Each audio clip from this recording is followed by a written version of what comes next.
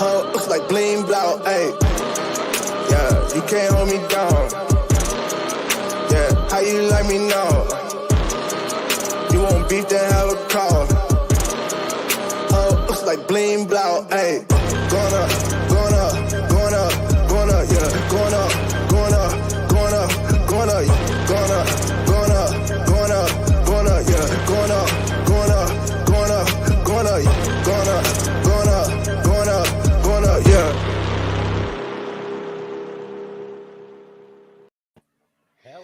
Welcome everybody to another edition. Oh no, Espo's mic is down again. Oh man, we started late. We had bad mics. That's just how it goes on this show. Dave's internet's gonna crap out at some point, and we know how. Hello and welcome everybody to another edition. I love how Espo drags everyone down with him. Hey, can you guys?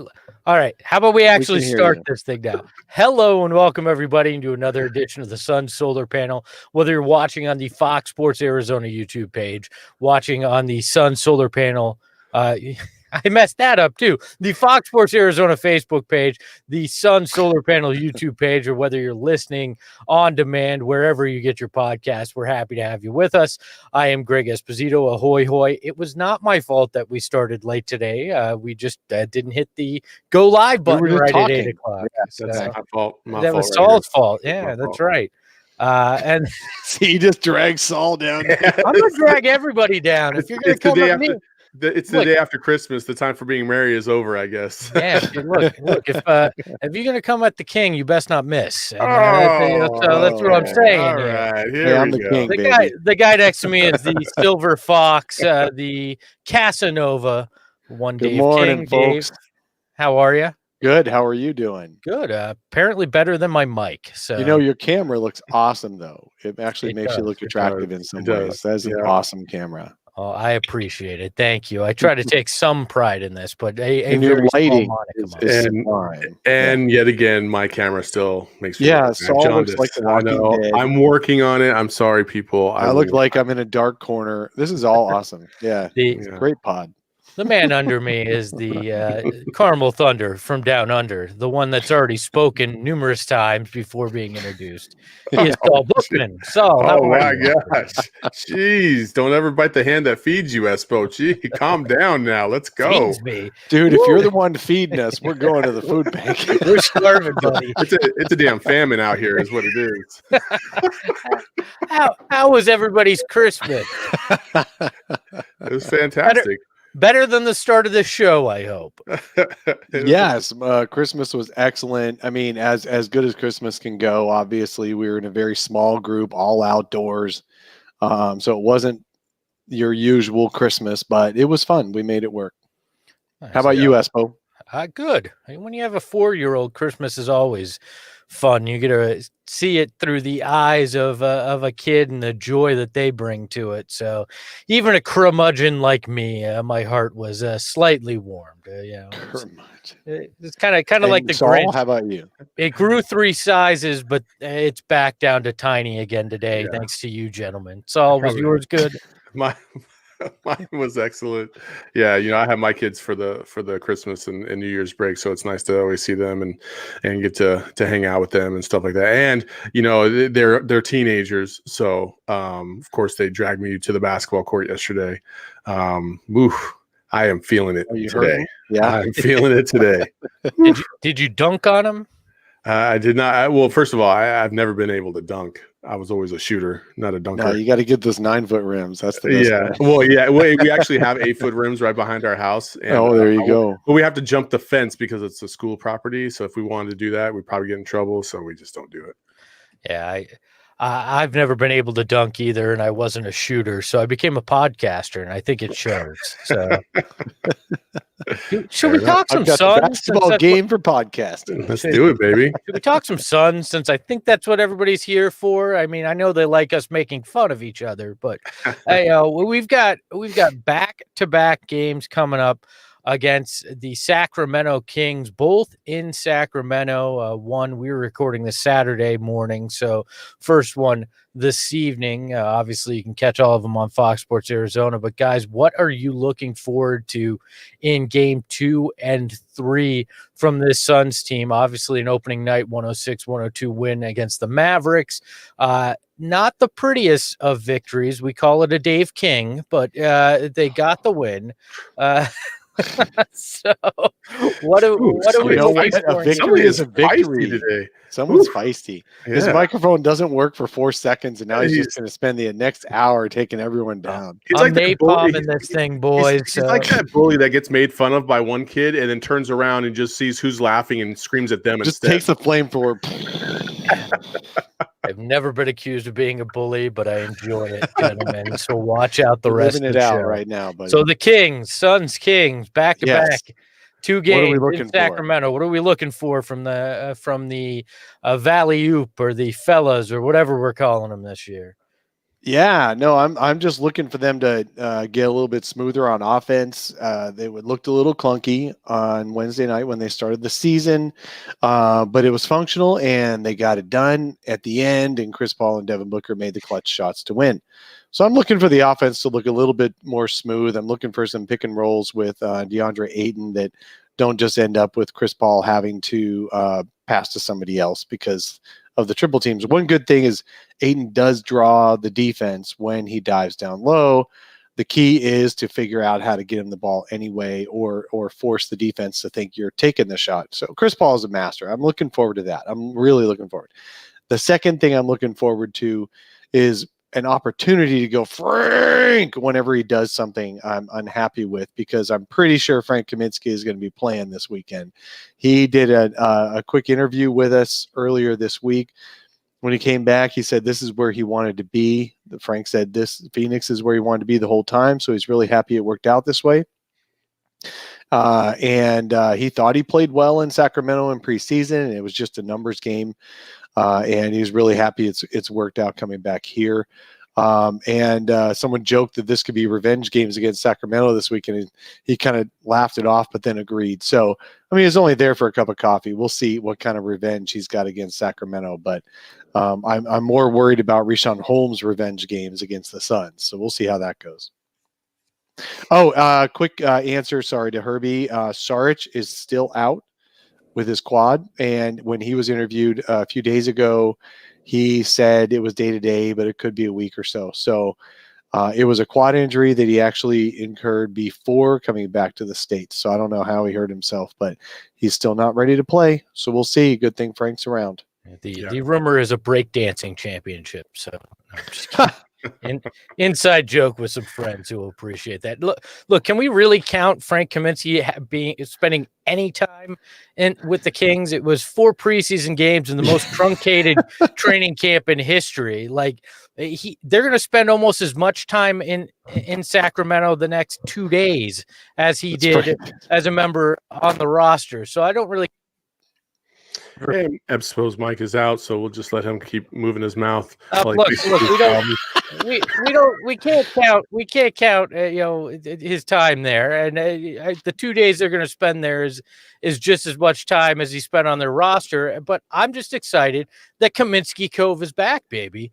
I'm selling property there again, right next to Langston Lagoon. So let's get this thing started. Kaminsky back. Saul, what are your thoughts? What do you want to see? Well, I mean, Frank coming back, it definitely helps the depth. I think you saw the lack of depth in the last game, and it could have gotten far worse had DA picked up another foul or two a little earlier in that second half. So luckily the Suns were able to get through it, but they definitely need Kaminsky just to have another body in there to help out, another capable body. More importantly, I like Damion Jones and everything, but I think Kaminsky gives you a little bit more all the way around.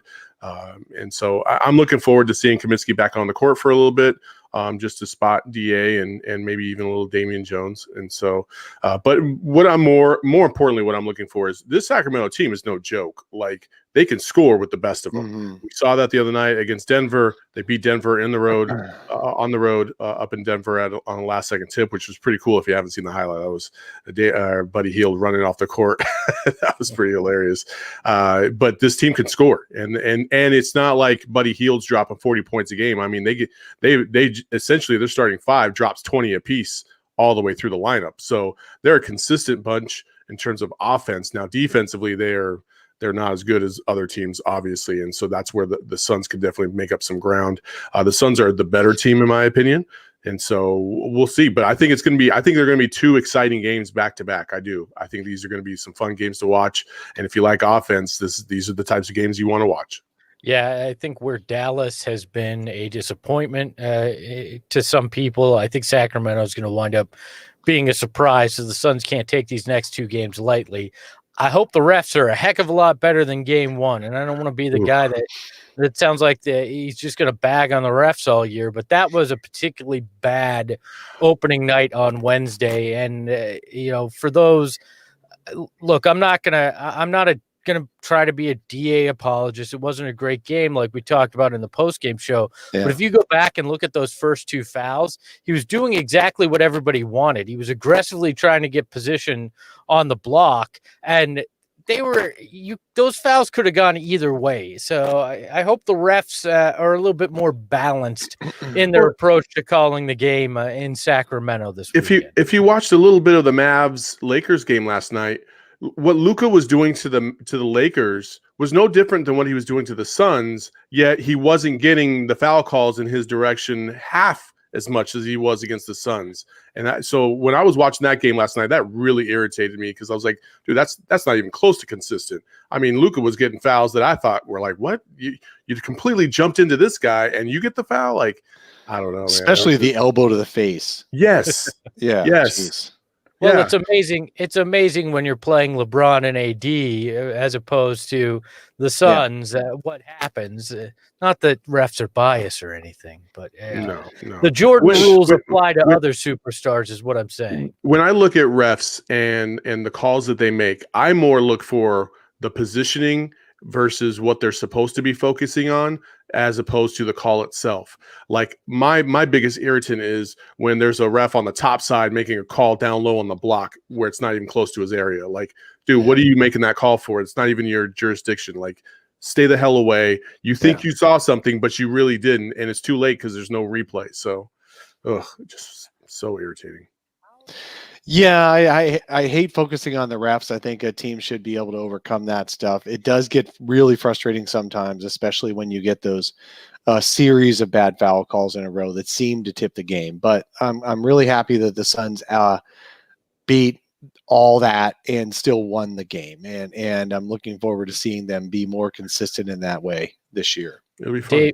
Dave, how and Saul, you can answer this too, but Dave, to start, how important is it to see Chris Paul have a good game in game two? Obviously, a very pedestrian game in game one against the Mavs. He had the big shot in the final minute, but how important is it to see him come out and establish, yes, I am still the guy I was last year for this team? You know, it's interesting. I'm going to give the same answer I've always given about DeAndre Ayton.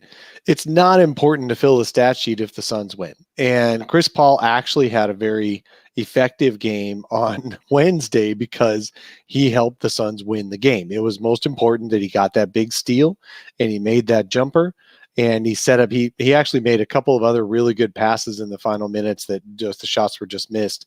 I think I saw that he had 16 potential assists on Wednesday night, only 5 official ones because the other shots were missed. So I don't think that it's really important for Chris Paul to fill the stat sheet. I think it's only really important that the Suns win the game and Chris Paul helps the Suns win the game.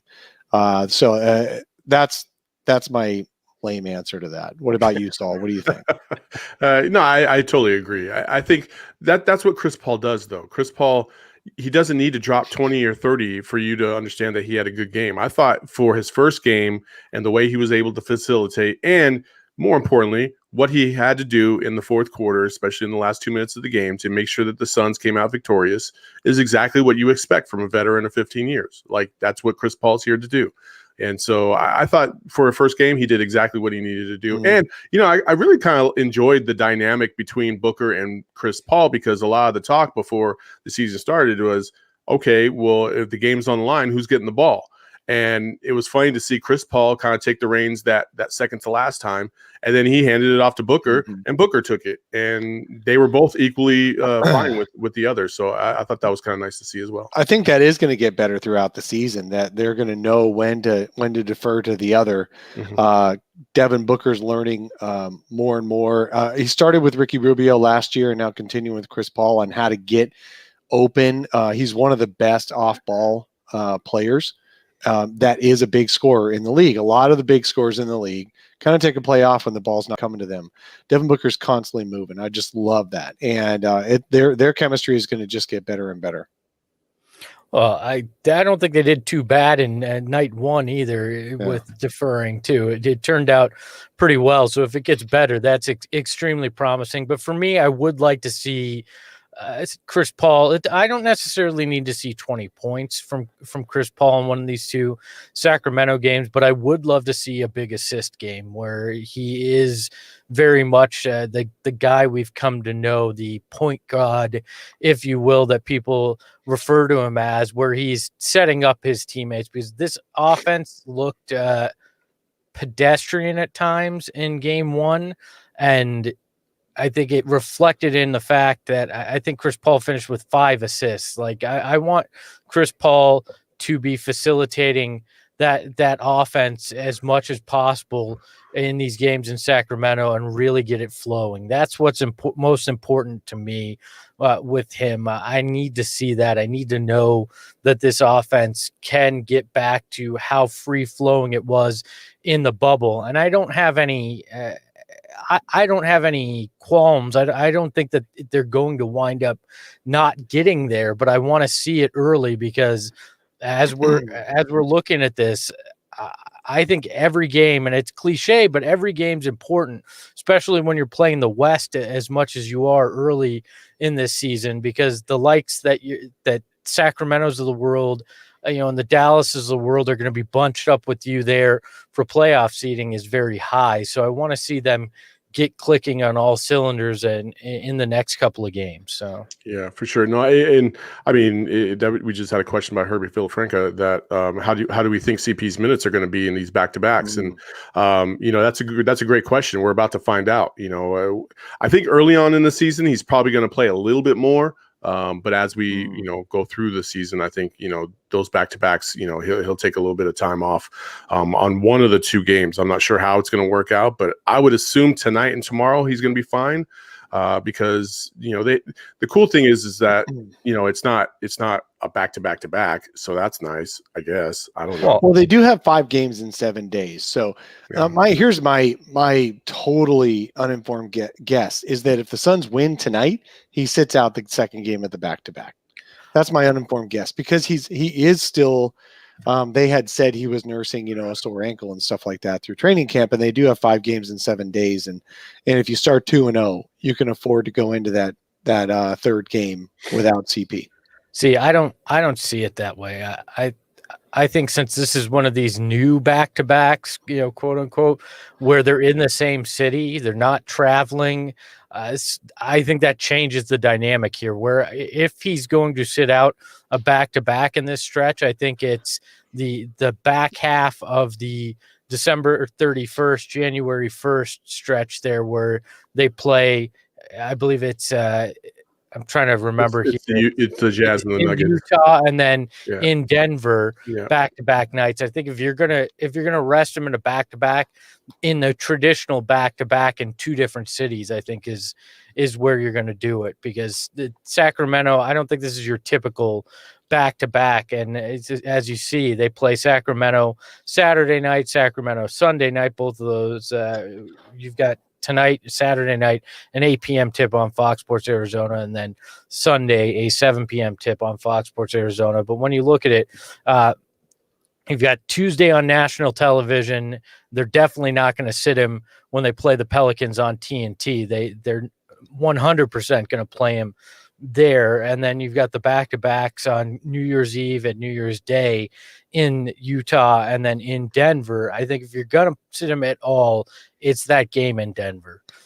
Just because it's that traditional back-to-back. There's going to be a lot of miles this week on his tires. So I think that's where you're going to look at it and go, we'll sit him there if he has to sit, This is interesting. Yeah, absolutely. You're right. The two roadies in the same city, no travel. That'll be a lot less wear and tear on a body than the changing cities. So I think that's a good point. Yeah, absolutely. And I mean, if it was a day game on Sunday, I could even in the same city, I could understand that potentially. Yeah. But we're talking the typical turnaround time in that.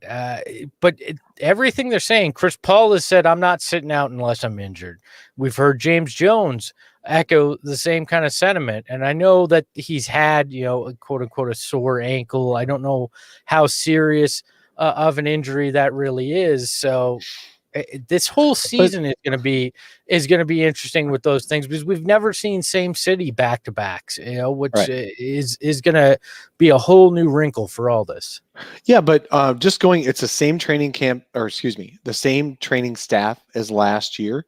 And last year they established that they're not rushing anybody through any injuries. And so that's all.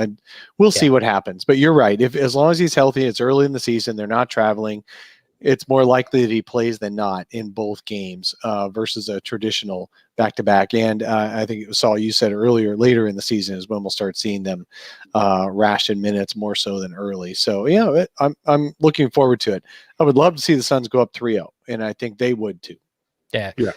And the interesting thing is you need Chris Paul's defense, because Sacramento very much goes as De'Aaron Fox goes. So you need CP3 to try to shut him down. And obviously it helps when you've got a guy like a Javon Carter and a guy like a Cameron Payne that come off the bench in those situations as well. So at least you're pretty defensively solid at the position where, where the Kings are strongest, especially you had in Halliburton as well, who didn't have a great first game, but had an impact in that Denver game.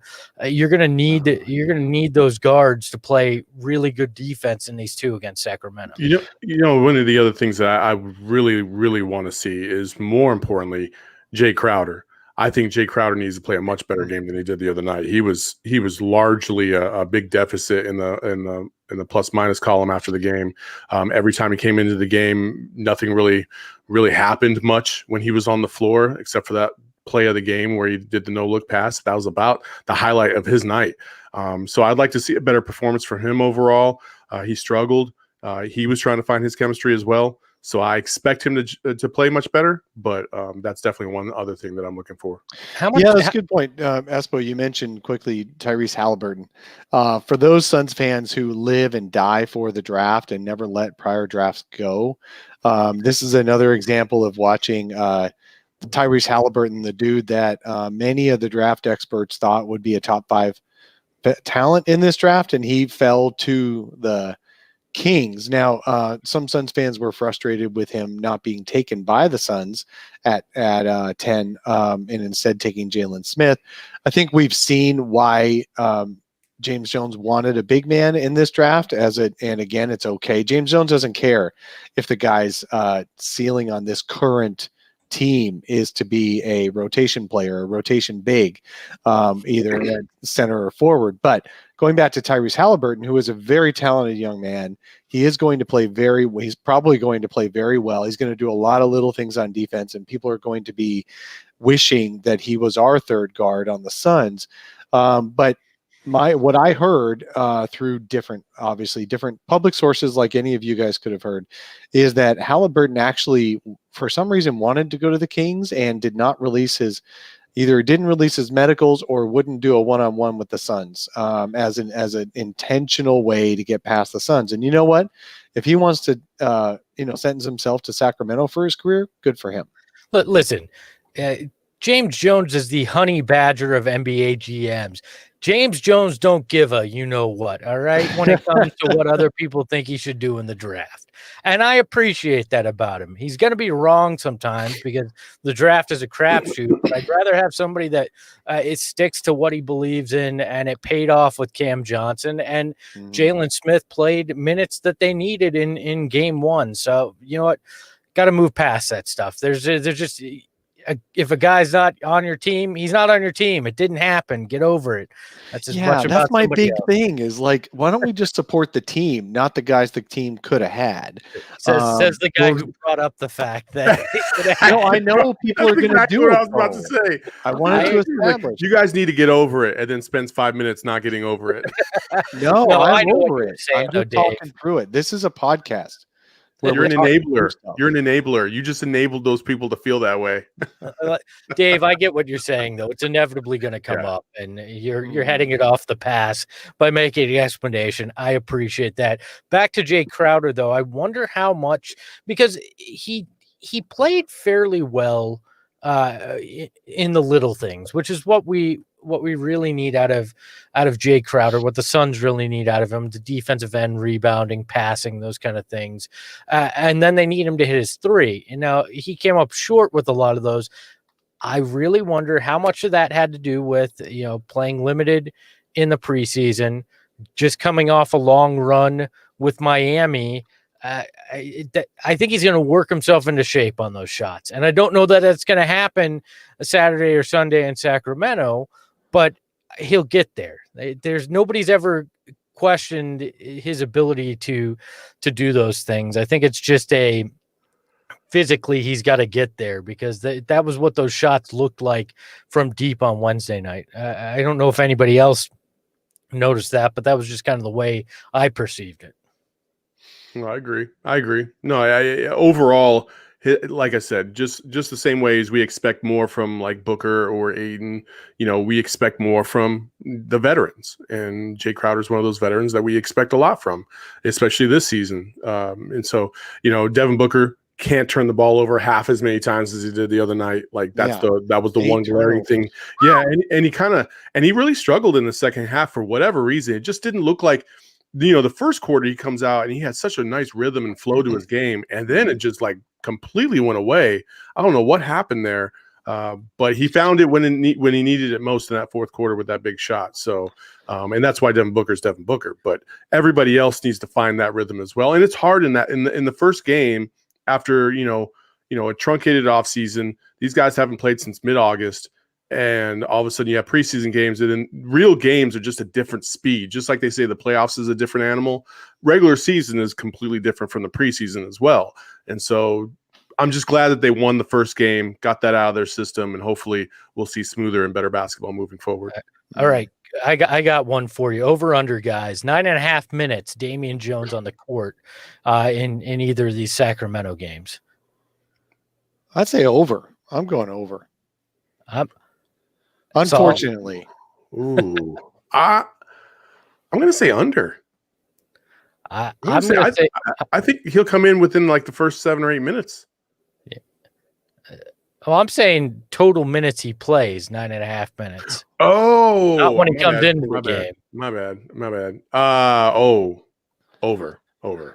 I don't know. After watching Wednesday night, he may have 6 fouls in 9 minutes. The way that happened, I have not seen a guy look so lost since the first time I went on a date. All right, like, oh Jesus, he looked like a fish out of water out there on Wednesday against the Mavs. Like anything that could go wrong did go wrong, and that's just that's just the way it looked.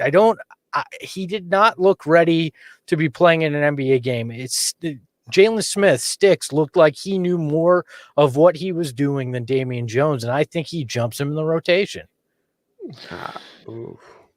Well, I tell you what, the signing of Frank Kaminsky also takes away a lot of the minutes that Damion Jones might have gotten. I really do think Damion Jones is destined for the Sheck Diallo role. it's not that he doesn't have to have a big role. The problem on Wednesday was there was nobody other than a rookie behind DeAndre Ayton, and DeAndre Ayton got those 3 fouls in the first quarter. So, same thing with Sheck last year. He played good minutes when everyone else was hurt. So I just think, though, that with Frank joining the team last second, not quite being ready, maybe he's ready. Maybe he plays all the minutes and Damion Jones barely gets off the bench. That's fine. But I think for this weekend, Jones is still in the rotation. That's why I went with the over. But I think after this weekend, it's probably going to be an under for the rest of the year. I'm surprised you didn't bring back up Jonathan Motley and you wanted him to come back to the school. Jonathan Motley needed to be replaced, and I was happy with Frank Kaminsky coming in to replace him. And you know how bad somebody has to be for Frank to be a definite upgrade. Hey, you shut your mouth when you're talking about Frank, all right? Let's talk Jonathan Motley a little longer, though. God, Let's go back up Motley again. I will figure out a way to mute your mic from here. I don't have those powers anymore. Look, if Damion Jones is playing major minutes either Saturday or Sunday, that spells trouble for the Suns. By the way, Espo's the one who brought up Damion Jones. I was just talking about Damion Jones, so don't give me crap, Saul, for talking about Damion Jones. Jeez. Look, I look at it, and you look at what is it? Hassan Whiteside, Marvin Bagley the third. You've got Rashawn Holmes on the Kings roster, I believe. Still, like, they're gonna feast if you throw out Damion Jones out there. I mean, but you can't. But you can't replace Damion Jones with Sticks. That ain't gonna happen because that dude's gonna get beasted down low. Yeah, by Rashawn and Whiteside. if that's your fault. So is Damion Jones. So let's just put Damion Jones won't get beasted down low, but he will foul out. Yeah, he will foul out in those 8 minutes that he plays. He won't get beasted. He can match up with those guys. You know what I mean? Like, he'll get beasted and foul out. You're going to get a lot of end ones if Damion Jones is out there. I get beasted by anybody that's even over 100 pounds. I love Shaheem Middleton. Yeah. Shaheem Middleton in the chat said that Hassan Whiteside is going to get 20 boards tonight. He always seems to get a ton of boards against the Suns, and he's probably going to get 5 blocks. But you know what? That doesn't mean they're going to win the game. And you don't have to win every single matchup on the floor in every single minute to win the game. I think Hassan Whiteside, there's a reason he only got a minimum. He got the same money Frank Kaminsky got this offseason. All right. So he is a player. He's a good player. He puts up the stats, but his teams don't want to keep him. So I'm not worried if he gets 20 boards. That doesn't mean the Kings are winning. That's all I'm saying. Look, the Suns Solar Panel, the only Phoenix Suns podcast that'll talk about the third string bigs. Like that's he's going to end up. Okay, you're over under. I think it's 30 minutes for Whiteside tonight. We're the show that's dedicated to talking about the big. Nobody gives a crap. Hey, we go deep, man.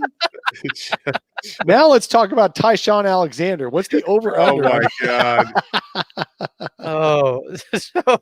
So predictions for these 2 games in Sacramento. What do you think the Suns come out of the Cowbell City with? I actually think they're going to split. I think they'll win one and then they'll drop the other. Depending on which outcome is tonight, the opposite will happen tomorrow. I know. I just said 1-1, so obviously that would have to be the case, right? That's called analysis, everybody. I think it's all bringing good stuff. I think it's with mentality and competitiveness of basketball players. I think it's going to be very difficult to win both games. It's just one team wins the first game, then the other team who lost the first game is going to come out that much stronger the very next night. So I think it's going to be a split too. But that's okay. That leaves the Suns 2-1. Oh, ye of little faith. We're in the holiday season. It's supposed to be a time of great faith and joy. I'm saying 2-0. Let's just roll with it. Why not? Let's say they come out of Sacramento with 2 wins. I do think they are the better team. The fact that they're not actually traveling for a second game, they get to stay in Sacramento. We're getting a lot of 3-0 in the chat, which I really hope means they finish 3-0 and not that they think in 2 games the team's going to go 3-0 because improbability there, guys. I don't think that's it. if the Suns win both these games on Monday morning, what are you saying? Like, what is the reason why they would have gone 2-0 in these two games? Devin Booker and DeAndre Ayton. I mean, it's gonna come down to DeAndre has to have an impact, and Devin Booker has to play like he did in the first half of that Mavs game. I mean, obviously Chris Paul will have an impact, but I think it's going to come down to DA needs to have an impact against these bigs in Sacramento. I mean, that's a big part of it. Hey, I think actually, and it's funny. I think it's Herbie, the baller in the chat, said that we've spent more time. We've talked about Motley and Kaminsky and Damion Jones, and we haven't yet to bring up the MVP from Wednesday night, Mikal Bridges, and we haven't talked about Cam Johnson much, other than mentioning that he was a good draft pick. Do they play those guys? I'm actually going to say those guys are the key to winning both games this weekend. That's what I'm going to say. To be fair, we were talking about centers, and if we're playing Mikal or Cam Johnson, if we're coming back and talking about them playing any center minutes, something went horribly wrong in Sacramento. Something went wrong. Look, Mikal Bridges was undoubtedly the MVP, and we talked about that after the game on Wednesday. Mikal is a guy that's going to lock down whoever he's playing, and offensively, he became significantly more aggressive. That was something that people wanted to see. They'd even said it during the bubble run, and in game one, he was not shy. You can't say he was shy offensively, and it paid off. And I hope that's his new mentality on offense, because it was very much like his mentality on defense. It's I'm coming in and I'm going to have a huge impact. And I love what I see from Mikal Bridges. He very well may go down as the Suns' best pick in that draft. And that's not a knock on DA necessarily. It's just how dynamic Mikal Bridges is proving to be. If offensively he continues to grow, the sky is the limit for this kid, and what his impact will be on the Suns. Yeah, absolutely. He's just fun to watch. He's Inspector Gadget for sure, because he's just got such. I mean, he pulls out any play he has to pull out to make the difference. So good for him. And Cam, I introduced that Cam Wow nickname last year, and that one's coming back. That guy is the bomb. I love watching him playing. And you know what? He kind of looks like a ShamWow because of the hairstyle he's got. He could really clean your floors with that hair. Oh I still like the plain white tee as his nickname. Plain white tee is good. I like plain white tee as well. Good job, Espo. Oh my gosh! Look, Cam Johnson, and we talked about this on Wednesday, but he added that where it's not just him as a spot up shooter from three. He's using that to fake guys out and go inside now and be more aggressive too. So his game, I think, is going to take another step, just like it did in the bubble, which really was kind of that from year one to year two jump that you expect. Cam did it in the same kind of season, thanks to the 4 months off due to the pandemic. But I think we're seeing another level that he's starting to take it to. Look, he's going to have games where he slides back a bit, I'm sure, just because that's the nature of year two for an NBA guy. But I like what I'm seeing there as well. Well, what's great about Mikal, going back to him, and Cam for that most part as well, is the same thing that's great about DeAndre Ayton. You guys were arguing with me on Wednesday night after the opening game is those guys, no matter what, are always going to put in the effort on the defensive end, and they're not going to slack off on that. Their production stats may come and go depending on the game, but their defensive effort doesn't. And you guys were pointing out that same thing with DA. So I like the fact that most of the Suns rotation, same is true of Campaign, same is true of Javon Carter, who we haven't talked about yet. I feel like Javon Carter is going to have one of the two nights will be a breakout game for him.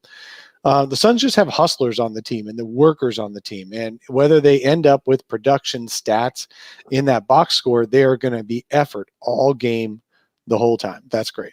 Let's fire up the jet. We haven't done this before on the show, but we're going to fire up the jet, the G7, because that's just the kind of money that we're making. We're going to get on that private jet.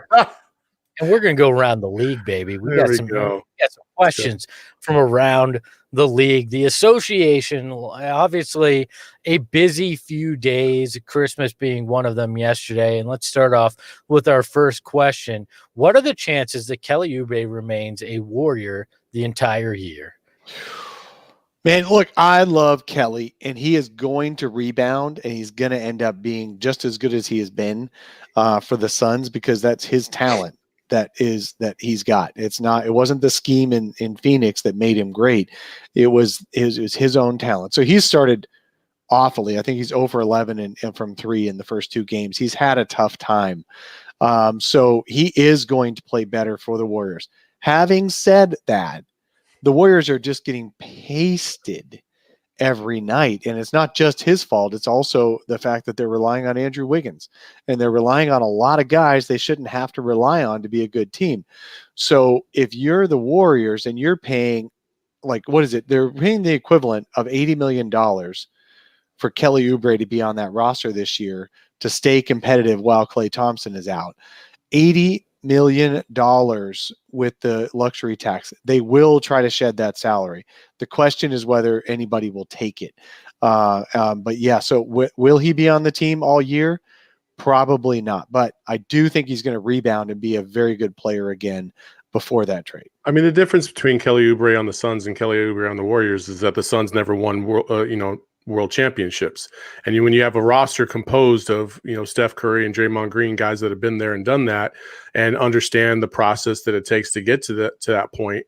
And then you have a guy that can, there's a viral clip yesterday, for those of you who haven't seen it, where Kelly Oubre essentially went 1-on-3 and Steph Curry and Steve Kerr just kind of looked like, what the hell is going on right now? You know what I mean? And Kelly Oubre, and Suns fans are just like, there's Kelly. Well, yeah, and Kelly Oubre definitely did that with the Suns during his tenure, and there would be looks, but it's much different look coming from somebody who hasn't really won anything versus somebody who has. You know what I mean? Like, the impact there is like, well, that's not the way we do things here. Well, if you've never won anything, then why do I need to listen to you about that? If you have, then the message is completely different. And Kelly's going to have to find a way to fit into that. Otherwise, you're right. He's going to be on his way out. Saul, can you throw the graphic back up for me for a second? Sure. Yeah, of course. Yeah. Let's go. There we go. So you see those flames on either side of the question? Yeah. They're emanating from the dumpster that is Golden State right now. Okay. And you know what? Much respect for Kelly, but he's part of that right now. And the kind of 1-on-3 stuff that you guys were talking about, to Dave's point, is exactly what we saw in Phoenix. And there was a reason that the ball moved better in the bubble without Kelly Oubre. And they're going to have to figure out in Golden State how to work him into the offense. This whole, we can plug and play him in that Klay spot doesn't work if he doesn't take on a Klay mentality. And right now he's not. And right now you also have Steph Curry trying to figure out, how to come back after not playing much for 9 months, and Draymond out. So they'll get better. The Warriors will get better. But I think Kelly is who Kelly is. And eventually, if they can find a taker, if they start to fall out of that playoff contention, they will deal him. Kelly seems like a New York Knicks kind of guy. Oh yeah, perfect for the Knicks. Prior to Thibodeau getting there, actually, I should say, because nobody wants to play for Thibodeau. That's a hard one right there. Here's my big takeaway: Steph Curry played only a few games last year without Klay Thompson before he broke his wrist, and then this year he's only played a few games, so it's a very, very small sample size. But Steph Curry is finding that it's a lot harder to be great and to put up the great stats and all that when you're triple teamed because nobody else on your team can score. And Devin Booker was given crap for that, losing by 30 but still scoring and all that for years. And Booker found a way to score anyway and be efficient and become one of the most efficient shooting guards in the game. Despite being triple teamed, and now Steph Curry has to do it, and you just don't look as MVP-ish when your team is losing by 30. And it's nice to see the script flip just a little bit for a little while. All right, let's land the jet in our next location around the NBA. What is the biggest surprise in the first few days to you guys around the association? Well, I'm not surprised that the Warriors are getting pasted. They just don't have a good team around Curry.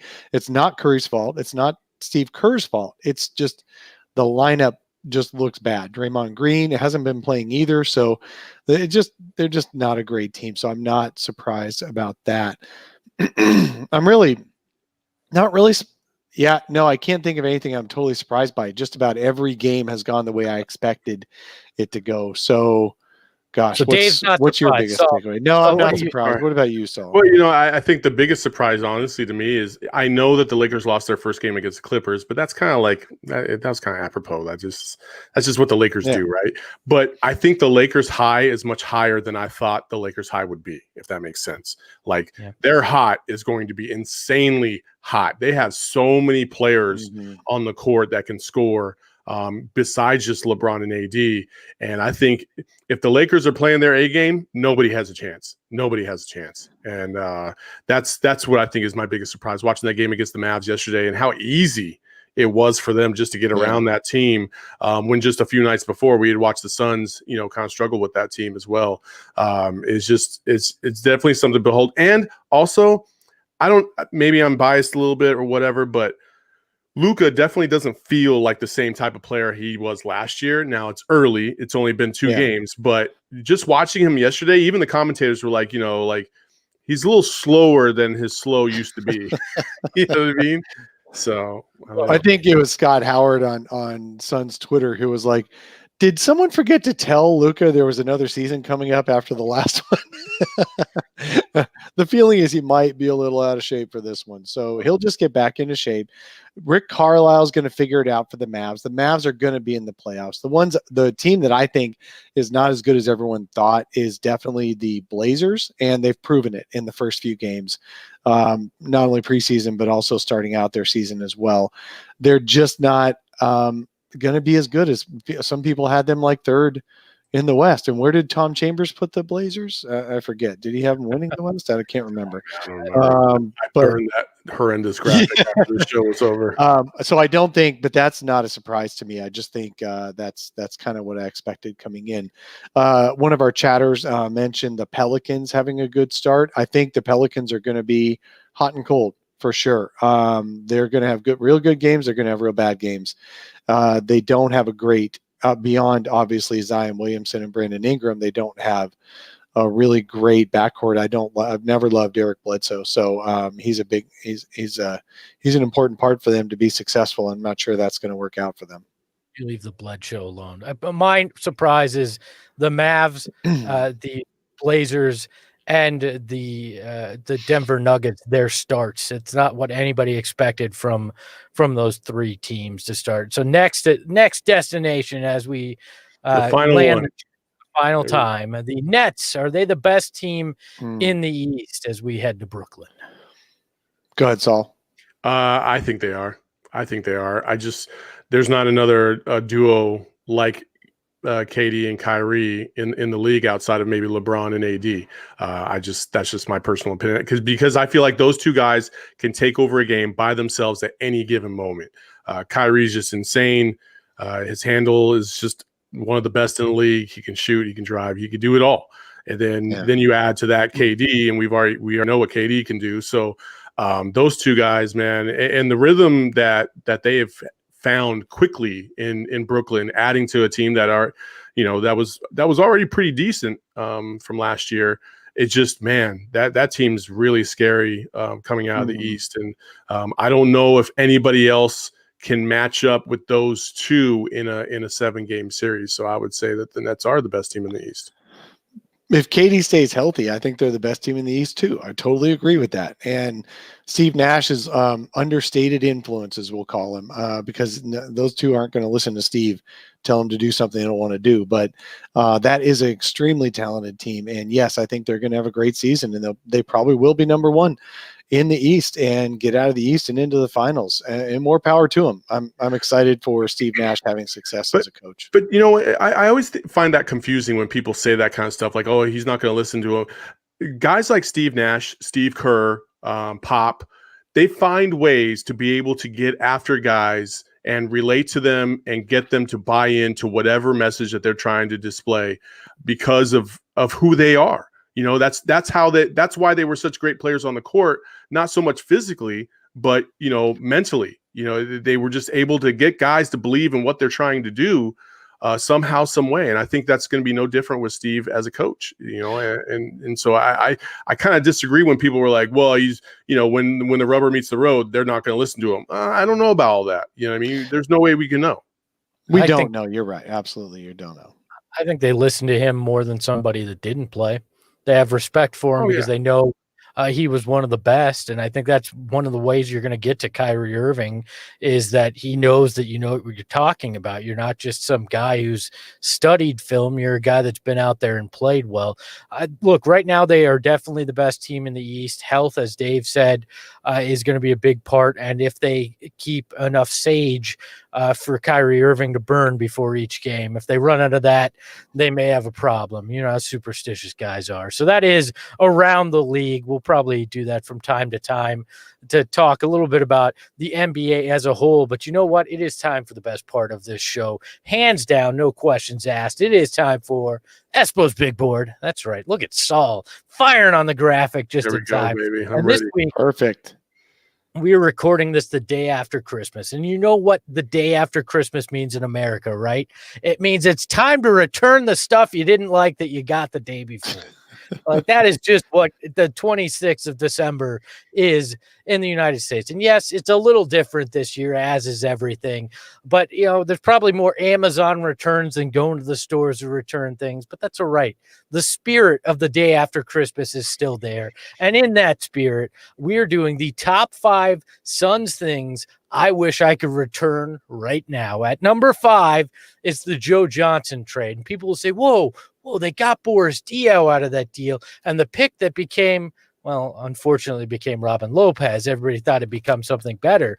But can you imagine if you never make that deal, you sign the Joe Johnson extension, what that 7 seconds or less era would have really been like? Man. Joe Johnson, Steve Nash, Amari Stoudemire, Sean Marion. There's not a better 4 in the NBA in that time period. They would have, even in the year that Amari gets injured, been that much better. I think about that from time to time whenever we talk about biggest what ifs in Suns history. And if I could return that trade, I would return it faster than the pair of tube socks. But then you'd get none of the chocolate croissant, for years. You're okay with that? I'm okay without having Boris Diaw and his espresso machine in his locker. If I can keep ISO Joe and those big shots that he would have hit for Phoenix, yes.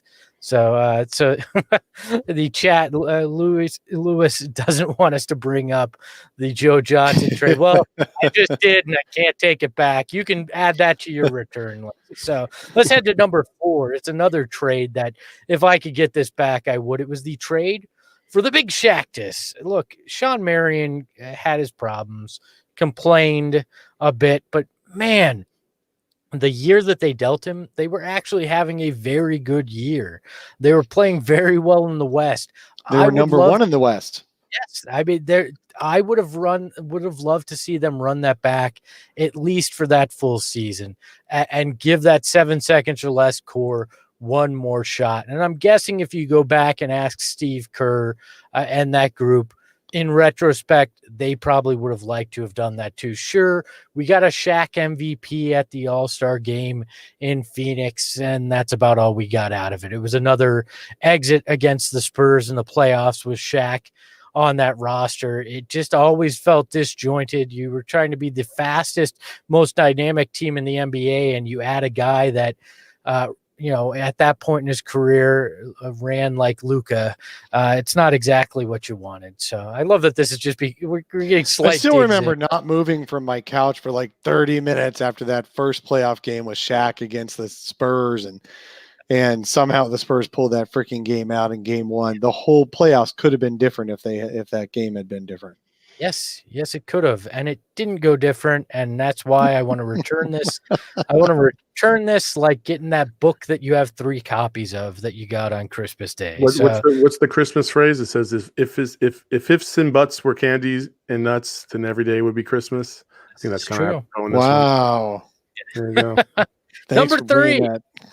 Number 3 is any uniform after the early 90s Sunburst uniform, other than the Valley uniforms that came out this year. Everything has been underwhelming and just kind of undynamic. You had the best looking uniforms in all the league. Then you transitioned to these abysmal things that they wore during the 7 seconds or less era. And then everything since has been just not great. Dude, you just missed the short shorts. You're outing yourself. They didn't wear the short shorts in the 90s. Oh, don't worry. They are coming back. Don't you worry, Dave. Oh, shit. They've been coming back. We don't need that. We don't need that to come back, man. It's coming back, whether you like it or not. I just want a good-looking, truly interesting Phoenix Suns uniform, and I think the Valley one gets close, but I want to see a full set that harkens back to those days because, yeah, I'm doing the old man get off my lawn kind of thing. But yes, uniforms. Number 3, would I return? Number 2, and if you didn't like the Joe Johnson one, you're going to hate anything involving Robert Horry, including the trade that brought him to Phoenix. Seeing him in a uniform of the Suns with Sam Cassell in the background. Look, there is nothing worse when you look back at the history of the Phoenix Suns than Robert Horry. Was a big part of the teams that beat them when they played Houston in the playoffs.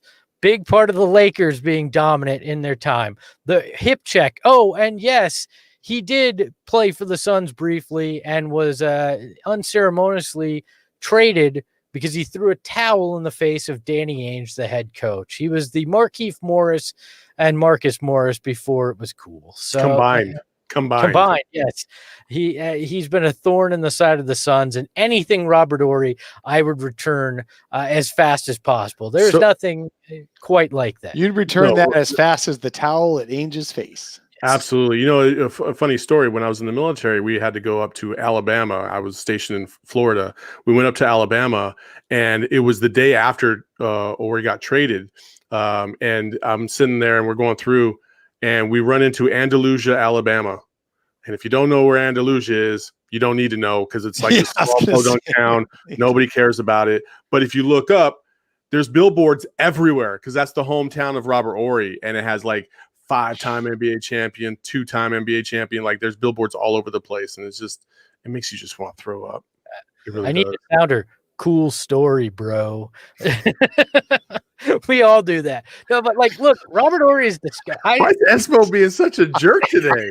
What is this problem? What the heck?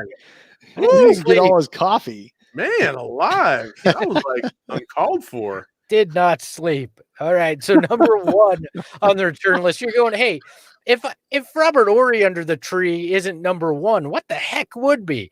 The 1968 coin toss would be. That's right. And us, the fans. Wow, Jerry's looking young and slick there. Yeah, and miserable because this is the exact moment that the commissioner said they didn't win the coin toss. And you know what? We, the fans, at least the ancestors of us in fandom, are to blame because they did a poll via the Arizona Republic, and fans at 51% said, choose heads. Well, guess what? It was tails. Kareem Abdul-Jabbar goes to Milwaukee, and misery comes to Phoenix in exchange. That's kind of been the start there. So if I could return that and call tails, I would do that in a heartbeat. So that is Espo's big board, the top 5 returns in Suns history that was a great big board, man. Thank you. I tried. I mean, it's no having Halliburton in my top 5, but it is yeah, let's cut out his mic. That's perfect timing. Oh, that's too bad. He was having a cool little story there. Cool story, bro. Hey, do you have one of your little segments, Saul, right here? I do not. Not today. We do not have to imagine. Imagine this. What if Espo was nice? How about that? Okay. Maybe I'll get more sleep before the next one.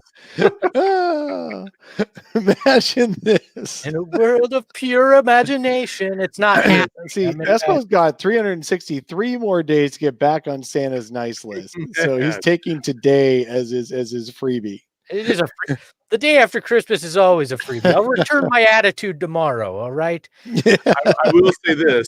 We had a nice successful launch of the lunar panel the other night. The lunar panel.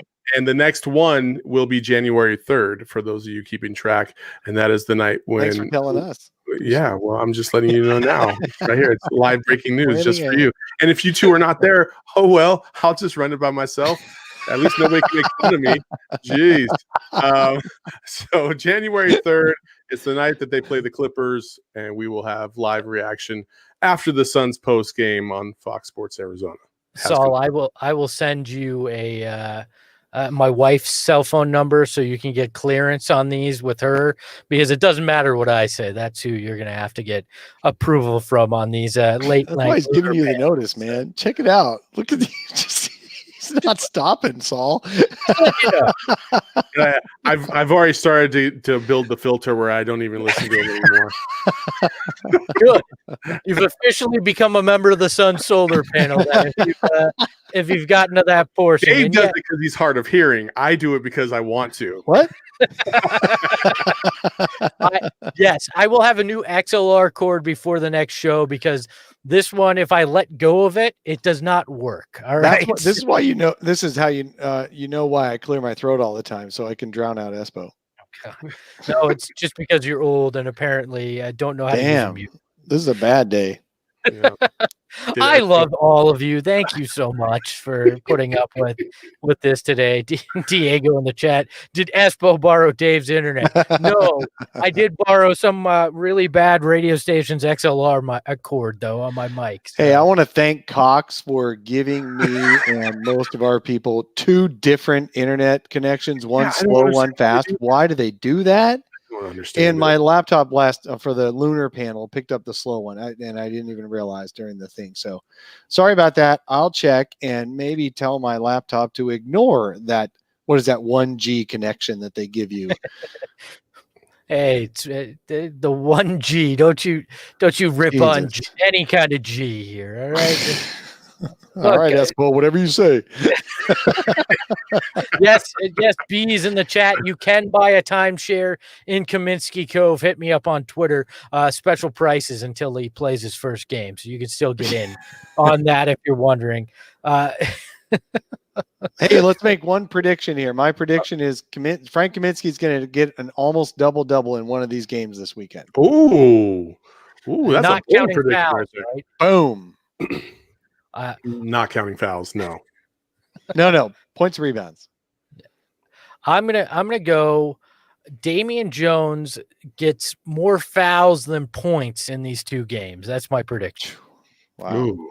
I'm gonna go. Let's go DeAndre. Let's go. DA is going to have at least 25 and 12 in one of these games. Oh, boom! I like it.